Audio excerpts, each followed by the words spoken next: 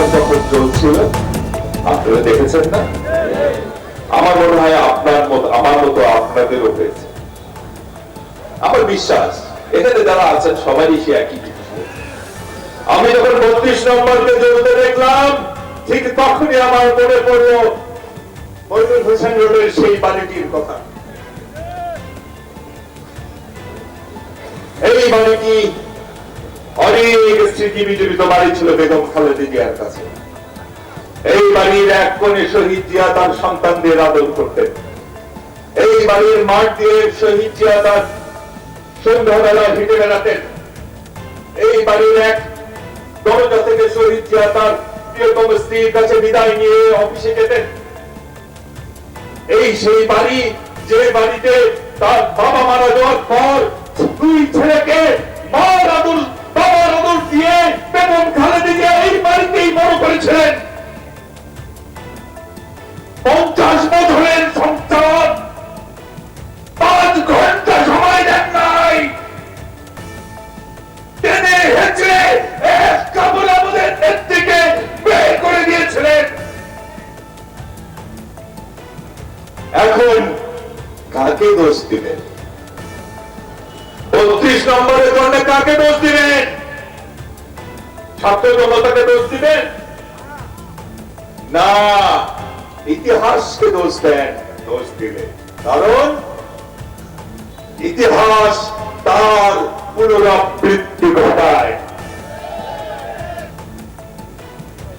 আজ যা করবেন কাল তা ফেরত আসবে। বলবো না আরো অনেক ইতিহাস রচনা করেছেন, আপনারা সবাই শুনেছেন। শেখ হাসিনা বলেছেন আমার পিয়নের নামই 400 কোটি টাকা। বলছেন না? বলেছেন কিনা?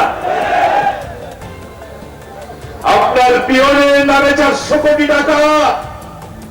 সেই পিয়ন ঘুরে বেড়ায় আর 2 কোটি টাকার মিথ্যা মামলা, যে টাকার 1টি টাকাও তোলেন নাই আমাদের নেত্রী বেগম খালেদা জিয়া। 2 কোটি টাকার মিথ্যা মামলায় বছরের পর বছর আমাদের নেত্রীকে আপনি জেলে রেখেছেন। কখনো সেই টাকার সেই পুরনো জেল, আমরা যারা সেই জেল খেটেছি আমাদের কাছে এখনো সেই জেলকে অভিশাপের মতো মনে হয়, ভূতের বাড়ির মতো মনে হয়। সেই জেলখানায় আমাদের নেত্রীকে একলা আপনি রেখেছেন, একটি ঘরের মধ্যে, যে ঘরের মধ্যে প্রতিদিন রাতে ইঁদুর ঘোরাফেরা করত। আমাদের নেত্রী বন্ধুত্বের দিকে যাচ্ছে। আমরা চিকিৎসার দাবি করেছিলাম, বলেছিলাম জামিন দেন, কিন্তু ওই চাঁদপুরের নৌ ডাকাত মোফাজ্জল হোসেন চৌধুরী মায়েরা সাজা হওয়ার পরও জামিন পায়। সিমেন্টের সাথে বালি মিশে যে বড় লোক হয়ে যাওয়া হাজি সেলিমরা সাজা হওয়ার পরও জামিন পায়। আর অসুতিপর আমাদের প্রান্তীয় নেত্রী জীবনের একটি শেষ পর্যায়ে সেখানে পৌঁছেছেন, তাকে জামিন দেওয়া গেল না।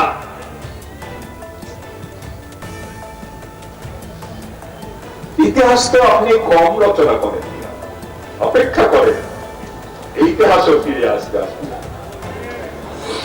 আসবে না? আমাদের নেতা জনাব তারেক রহমান, উনি তো বিদেশেই ছিল, একের পর এক মিথ্যা মামলা দিয়েছেন, ওনাকে সাজা দিয়েছেন, এমন এক পরিস্থিতি তৈরি করেছেন। ওনার একমাত্র ভাই, 2টো না 4টা না 5টা না, একমাত্র ওদের ভাইকে তার মুক্তি পর্যন্ত উনি দেখতে দেশে আসতে পারেন নাই, এমন অবস্থা আপনি সেই তৈরি করে রেখেছেন।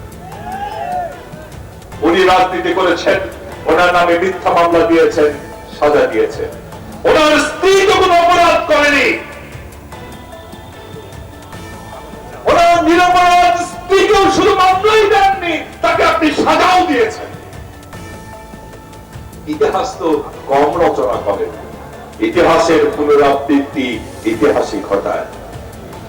আমাদের মিথ্যা মামলায় সাজা দিয়েছেন, এবার এবার সত্যি সত্যি মামলা বাংলাদেশে চলবে। আপনাকে প্রয়োজন হলে গলায় রশি বেঁধে বাংলাদেশে নিয়ে আসবো। যদি না পারি, আমরা আমাদের নেত্রীর সুযোগ্য সৈনিক না, আমরা আমাদের নেতার সুযোগ্য সৈনিক না। দাদারা রক্ষা করবে, দাদাদের বুকের ভিতর থেকে তুলে নিয়ে আসবো তারা।